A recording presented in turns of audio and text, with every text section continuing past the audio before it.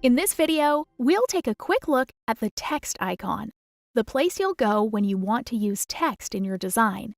But first, let's go over what kinds of fonts are available to use. Cricut Design Space works with two categories of fonts.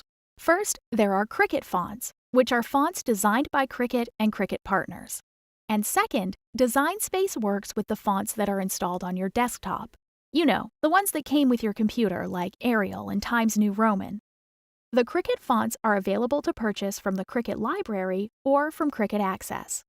And you'll find them here in the text edit bar, which, by the way, is only visible when you are working with text. And just a heads up, there are over 370 fonts and counting, so there's something for everyone and every occasion. Okay, we'll go deeper into working with text in the next couple of videos.